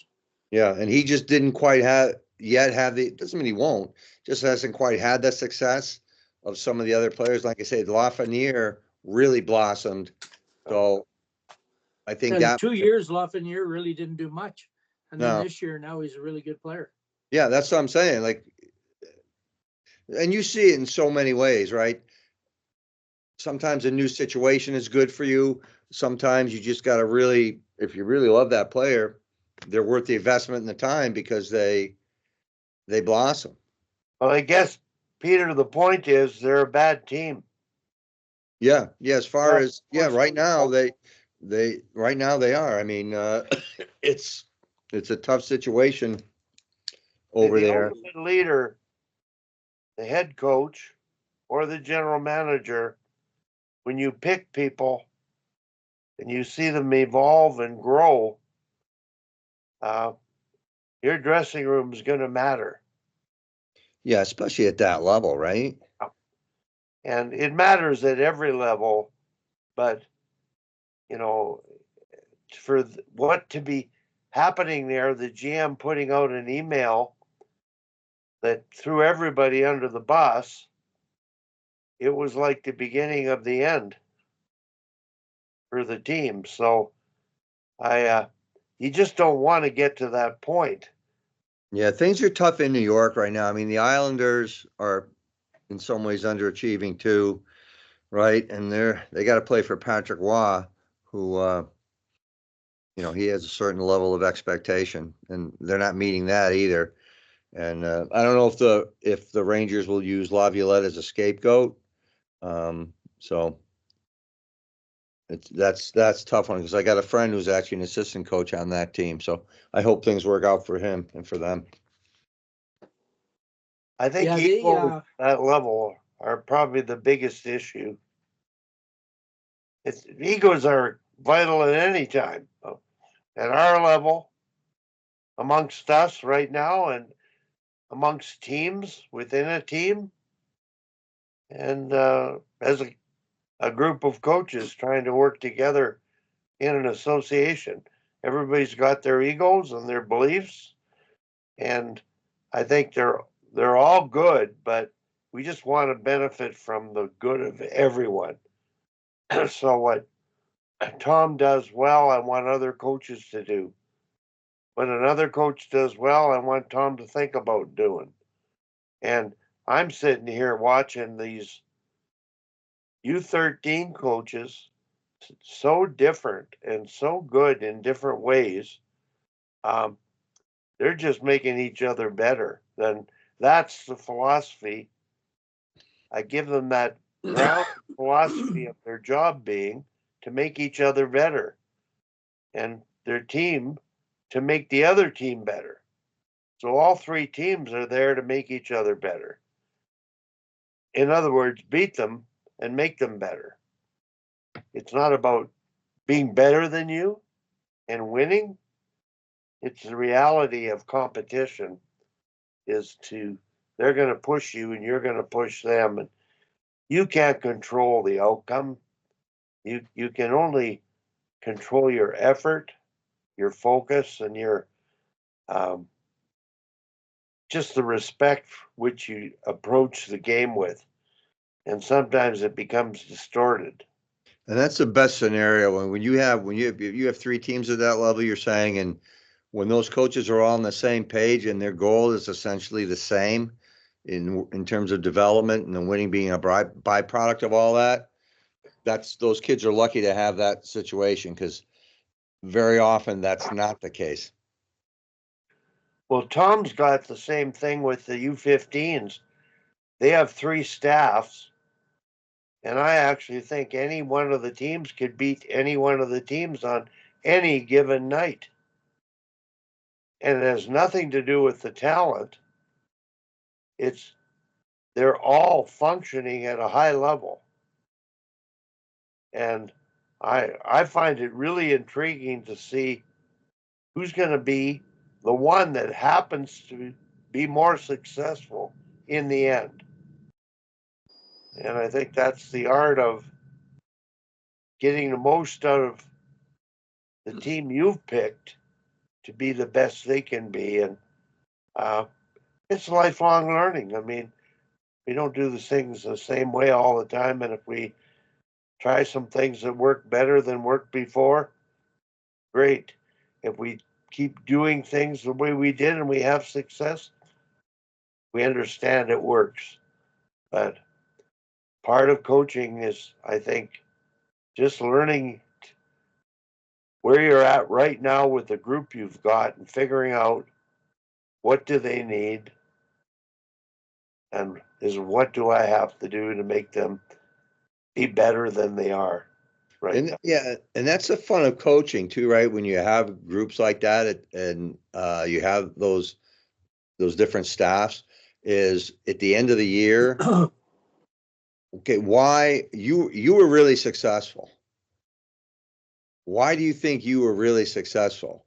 And I want to take that in and see how what we're talking about, how that applies to my team, right? Was it just simply as, well, I had the best players, I had the most skilled players, so that's why we did it? Or was it an approach you used?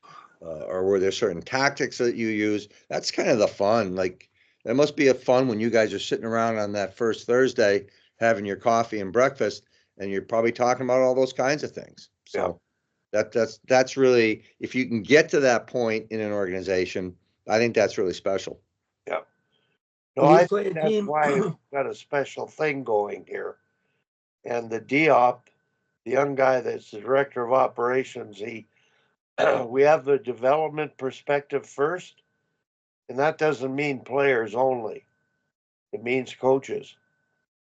And coaches have as much to learn as players. And Yes, if they're open to learning. yeah. Right, that's the key. So one of the things that the DOP, having been on the bench with many of the team staffs, he realizes that they watch the game, they don't coach the game. So the ability to, he calls it to, as he describes the game during the game, he's coaching the players on the bench about what's happening on the ice. He's not yelling to the players on the ice. So he calls it a narrative. Is there a coaching narrative going on during the game that the players on the bench are watching it to a different degree? I think that's a fantastic term. And I've got an assignment that I've been asked to deliver. We'll do it after the break, where head coaches will record themselves again. And exactly that process will be assessed by recording yourself to see if you narrate the game and to review the nature of your narration or feedback. It's just an exercise that'll make a person a better coach. Yeah, So- no, I like that. I actually passed that on to our organization. So after Christmas here, I'm going to circle back and see how many of them actually chose to do that. It got a few thumbs up in the group chat, but we'll see if anybody followed through with it. Well, Peter, I've discovered that there's some jackets that have zippers in them at the chest level. You can put your phone in and record yourself perfectly on the bench. Yeah, I got to tell you, with way I see every generation now, and maybe me a little bit included in that just because of exposure. They're pretty savvy with the phones. If there's a way to figure it out, they know how to do it because they spend as much time on their phone as they do looking you in the eye in a conversation. Actually, more time on their phone than they do looking you in the eye having a conversation. Yeah.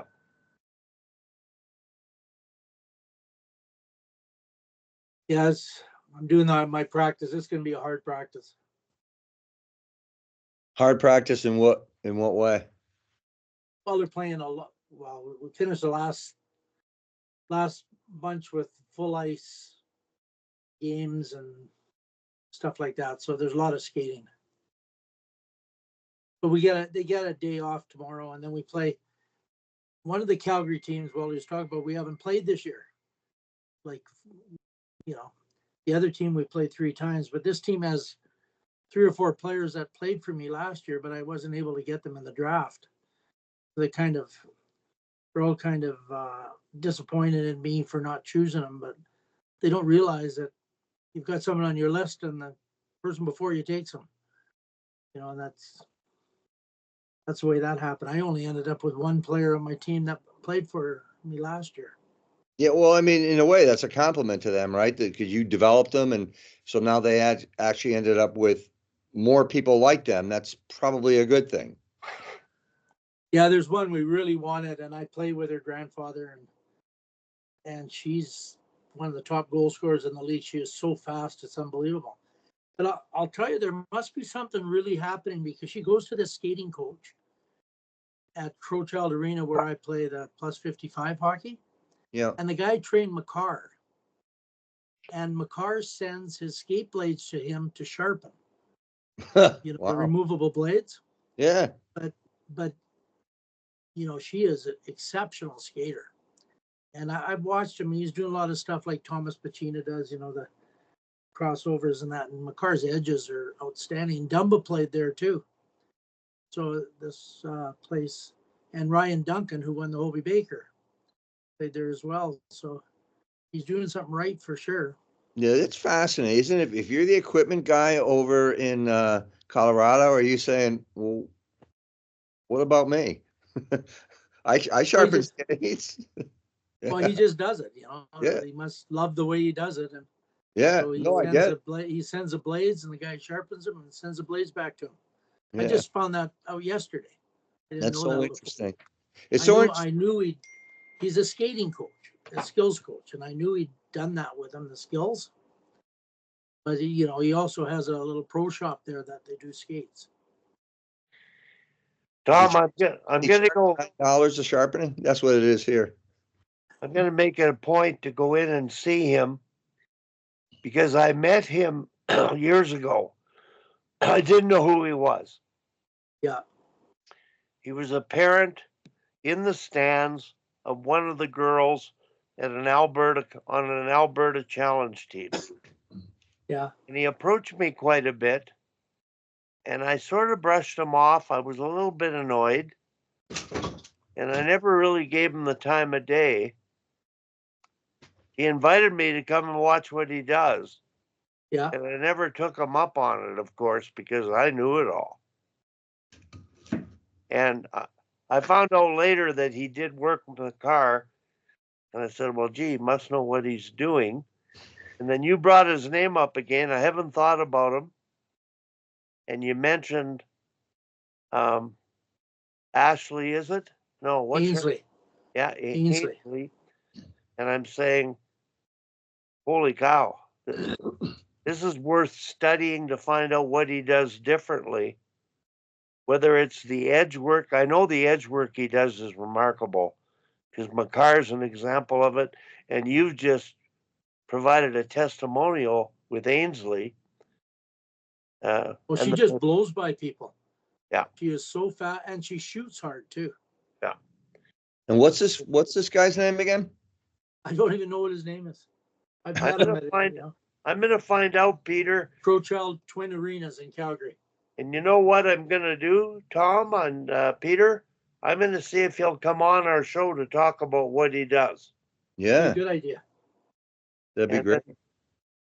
We can go from there because this is something that it's over and beyond what we've ever done.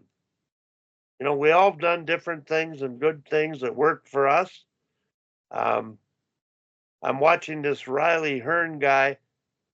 He's doing skill work that I've always wanted to do but never could do. I heard about, and he's really good. So he's worthwhile to bring him in. But if I find out anything from this guy and see if we can incorporate anything, well, we're going to help our program. And I don't know how much of what they do we're capable of doing or demonstrating. I know I'm not anymore. Well, to me, when I'm walking out of the rink, I go from one rink and I walk through that rink, and he's often working with kids individually, and Is he very, in very Crowfoot or similar to the Crowchild? stuff at Crowchild, the red rink. His Okay. shop is in the red rink. So Okay. you walk in, you go to the right. No, the stuff he's doing is stuff I saw Thomas doing with the Ginla and stuff like that. Yeah. You know, a lot of really deliberate edge, how you cross over, stuff like this. Peter, I'm going to give you something that Thomas Pacina did that I'm sure this guy has done. It's called loose laces. And you literally tie your laces loosely and you do your edge work with loose laces. And when Thomas did it with Iginla warmed up before games with loose laces. And then he went to tightening them.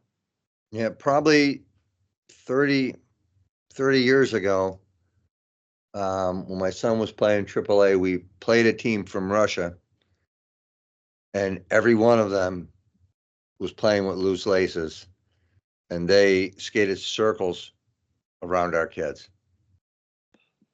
Huh.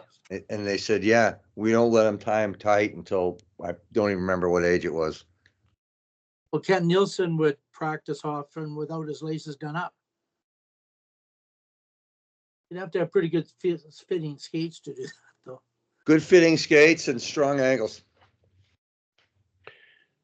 Well, I'm thinking, Tom, let them try the first half of the practice with loose laces. It's an experiment, but it sounds like it's something we should do if we want to make a bigger difference than we have. So, Yeah. But we're pretty conditioned to doing things the way we've always done them. I'm going to send you guys the link on loose laces. Yeah, please do. And I'm going to send it in this chat right now.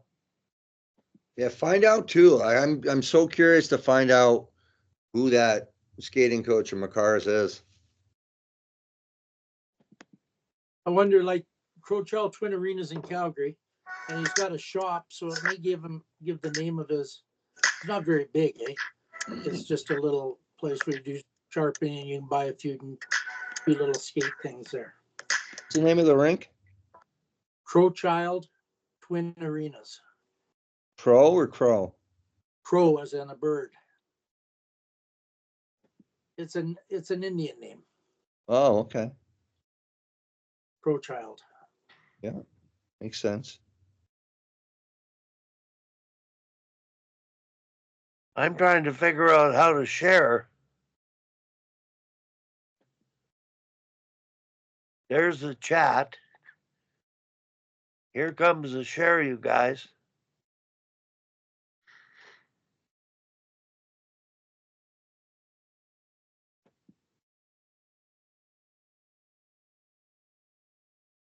I see you typing. That's it. You've got it. Yep. So, Tom, would he be under? I'm on the rink's website. There's something called hockey power skating schools. Would he be under there? Skating lessons? Yeah, probably skating lessons. There's also something called Blades Pro Shop. That's his pro shop. it's just a little, it's in the corner of the rink. I went to, he's not open that often. I wanted to get my skate sharpened yesterday, but he wasn't there.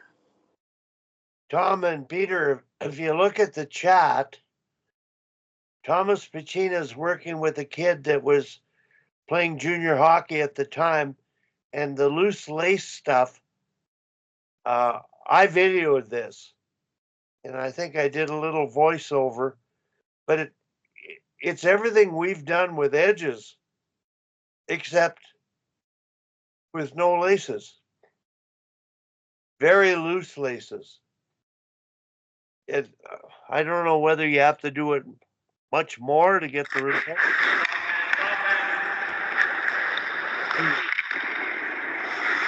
Definitely worth sharing and passing on to other people. But I'm going to make a point of finding out more about this and see if I can get the guy on as a guest down the road. Yeah, I'm actually copying the link and sending it to myself, so I have it. Yeah, we have plus 55. We've got the ice rented most days. Now, started with one group. Now it's 8 groups. I've heard 8 different groups, kind of ability level. And I heard that Tiger Williams now is playing regularly. So that would be interesting. There's quite a few in the top group. There's about 3, 4, or 5 ex-NHLers in that group. Probably want to give him free reign. I'll tell you, one time he hasn't played regular, but one time he came to play with us because there was some alumni game or something. So he wanted to get on the ice a few times. So I I sat in this one spot for years. And I walked in and I saw him sitting in my spot. I knew who it was. So, but I thought I'd be funny. I said, "Hey, buddy, you're sitting in my spot." And I thought he'd laugh, but he didn't laugh. And I said, "Holy jeez." Yeah.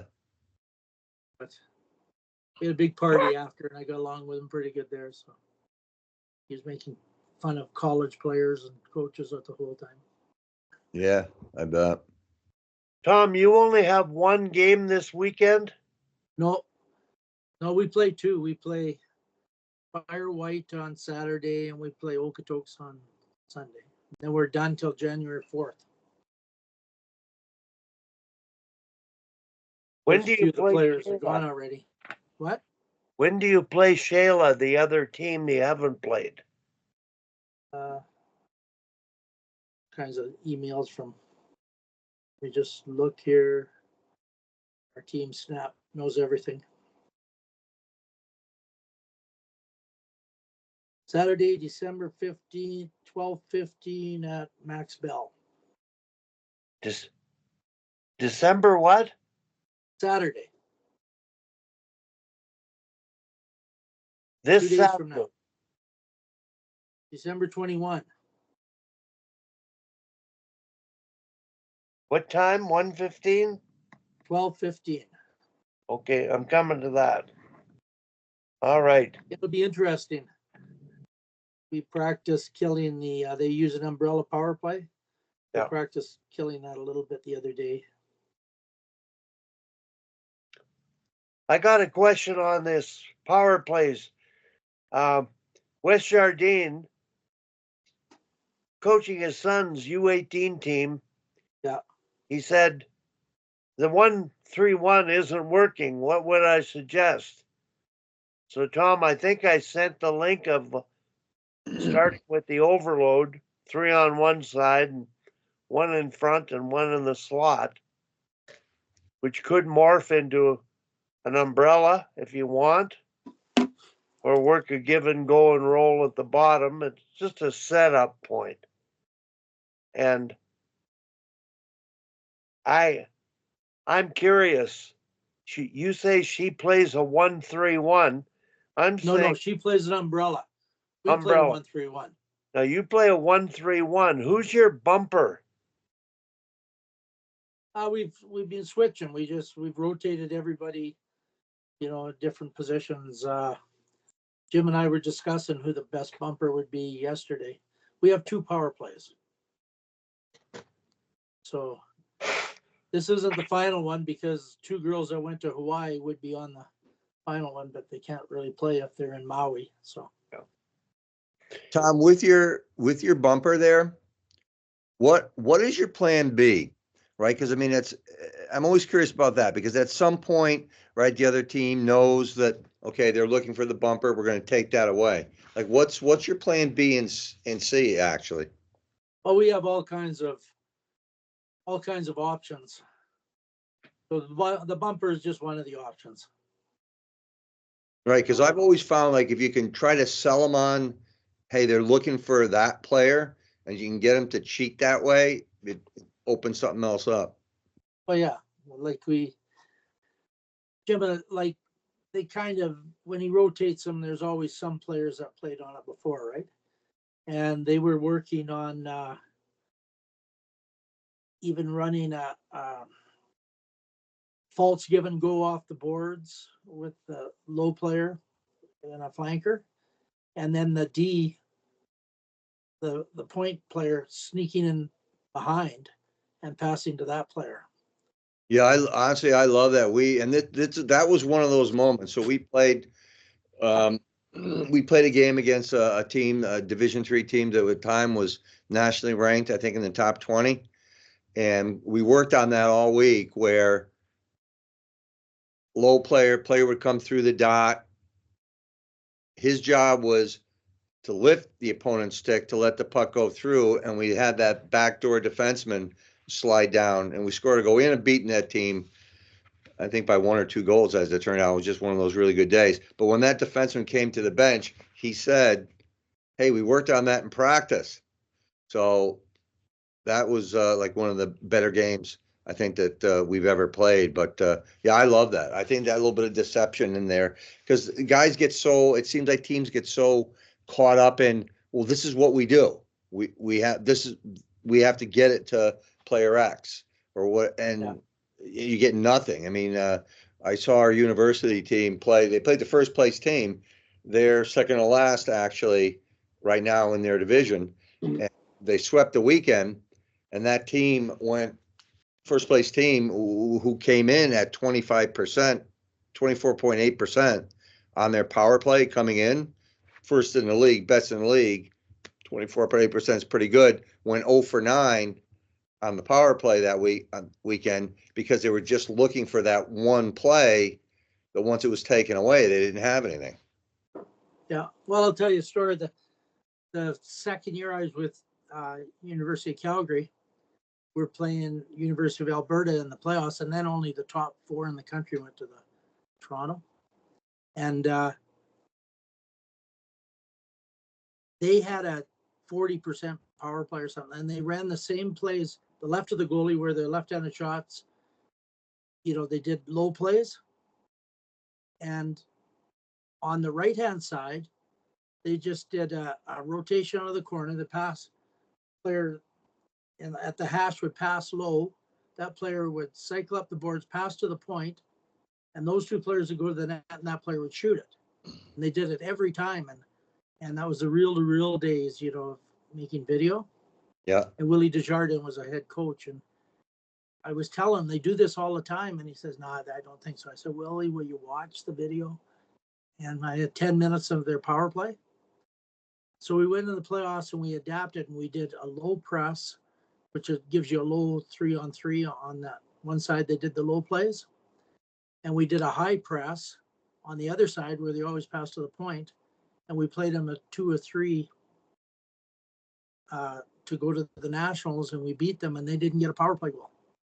And that was because, like you say, they were totally predictable. They got really good at, a couple of good things, and we just took it away from them.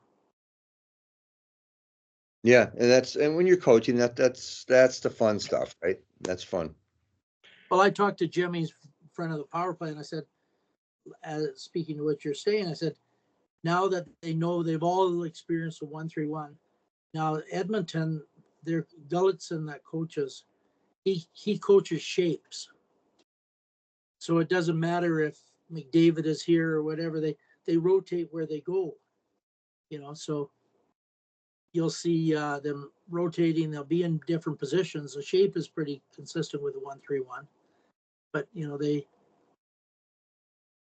do rotation out of it, and they've been the best power play in the NHL for a few years now.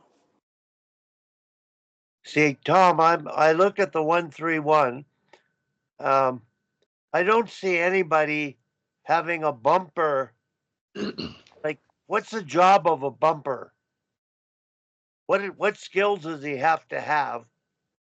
Well, a lot of times you're the bumper. You get a pass from the hash, and you might bump it up to the point or bump it to the other, the other flanker, Yeah. or a one-time shot. Like Calgary played Florida last week, and it was terrible. The kid from Calgary, number 21, what's his name? Point. He's a bumper for them, and he shoots right. And Calgary wasn't covering him. Or when they covered him, they were on the wrong side of him, not on his stick side. And he scored a couple of goals from there because his stick was absolutely free. And so, you can't let the bumper shoot. I mean, what can the goalie do about it? He's like right in the prime scoring spot from the middle there. So it causes teams problem of covering that bumper because, you do it with a diamond with a weak side player coming and covering him, or you do it with like Calgary uses like a 1-1-2, and they're in a tandem like this, and this player here, the low player, if this player is covering the point, covers a bumper, and that's another way to cover it. See, Tom, I look at your power play, and the most dangerous part is Ashley coming off the half boards. The bumper to me is a decoy that gets in the way of her walking the half seam. But I don't see the bumper playing a role of attracting attention to creating space or having the skill to touch it out or one-time shoot. Well, it's game to game, Wally. Sometimes the bumper is really effective. Like we scored 5 power play goals on a road trip 2 weekends ago, and the bumper was really effective. And we're also rotating everybody into all these places, so some aren't. Who would play that role on your team? Pardon me? Who would we've had Ashley play that role, and then we put this little 5-foot girl in there, and she scored 4 goals 2 weekends ago. Yeah. She can shoot the puck. I can't believe how hard she can shoot. She weighs about 90 pounds and 5 feet tall. And so she was really effective in there. She's a right-handed shot. Guys, so everybody play it to come. We'll come up after Christmas. We'll decide who the best and everywhere was and go with that the rest of the year. fellas, I got some surprise company here, so I got to run. Have a Merry Christmas, boys. Appreciate you too, Peter. Merry Christmas, guys. Have a good visit. Thank you. Will do. Bye. Okay, take care. Take care, Peter. Yeah, we practice at 4. So I really want to see these U13s play, game like stuff. So we'll have at least 30 minutes of games. Tom, your best opponent is Sean, right? Probably Red Deer. Red Deer and Sean, his teams, he always pinches like crazy. So it's a real challenge to beat his pinch. He bases everything on getting the puck in deep and pinching like crazy. Red Deer's more skilled all around. Yeah. Like they don't miss passes. They just play the game really, really well. Yeah. So they're two different opponents. We changed our breakout against Sean in the 3rd period. Yeah. And we started breaking their pinch and think we took over the game. But for How- 30 how did minutes you there, do we that? couldn't get out of our end. Did you counter pinch or did you bring your wingers lower? We started with the wingers lower, and that didn't work at all. Because most of the time they don't swing and keep going fast. They go and stand still. Yeah, And against a pinch, that's death. So we got them right up against their D yeah, and told the D to fire the puck as hard as they could to them. And they would just chip it in the neutral zone. yeah, That's what we did at U of C to counter U of A. You know, they pinched like crazy. Yeah. And it worked really well there. It's been hard to get girls to do that. Yeah. Because it's so different than what they're used to on the breakout. But it really works against a team that pinches, because you can't pinch if a player's right up against you. that's But what if you the pinch, Russians did when I played for Team Canada. I went to Tarasov's practice. He practiced that winger high, yeah, and rifling the puck to the winger who just chipped it into the neutral zone. yeah. And I mean, that's 50 years ago. Yeah, well, the game, you know, people say the game has changed a lot. I don't think it's changed very much at all. No, The thing we call things has changed. So you don't regroup, you reload. You don't pass, you, what the hell, distribute. It sounds like we're working for Amazon. yeah, You don't carry the puck, you transport the puck. Again, back to Amazon again. yeah, They should all show up at the game with little trucks and little uniforms with packages. different So that language. makes everybody sound smarter, but Yeah. you're doing the same thing. Yeah, The that's red, what not having the red line has really changed a lot the game, because, you know, and then adding 4 feet, they moved the net back 2 feet and the blue line back 2 feet, so it's 4 feet, and that area above the top of the circles seems to do a lot with that now compared to what they didn't do before. But then Gretzky did a lot there before, yeah. right? He'd go into there and hit people. So the game is different, but it's not that different. Do you find your power play, and I've watched 2 good games. Like I watch Ashley on the half boards. She can walk that seam and shoot the puck like nobody. Well, Ella can too. Yeah, But Ella wasn't on the power play that game. yeah. She was doing penalty killing. Do the half wall player there is do you have righties and lefties at each flank? Yeah. That the flanks are usually shooting on their, you know. And the Not player that, up top. but Ashley can one time, and so can Ella. Yeah. But they both can shoot, you know, hard without one timers. Yeah. Well, Tom, I've got 2 hours into it. I've got stuff here I can cut up, and I'm going to post the whole thing. It's really good stuff today. I'm going to try to get to your Sunday game. Sundays against Okotoks. Okay. You play Red Deer Saturday, eh? No. We play Calgary White on Saturday. We haven't played them all year. Okay, I've got to go to watch the U18 showcase. Oh yeah. And then in Red Deer. I'm just making sure I want to watch you play the White game. That's a priority for me. So yeah, well, that's our Saturday game. Okay, hopefully we'll see you then. All right, it'll be interesting playing those guys. Take care. Okay, see you, Wally. Okay, bye-bye. I'll send you my practice plan. I just finished it. Okay. All right. Talk to you later.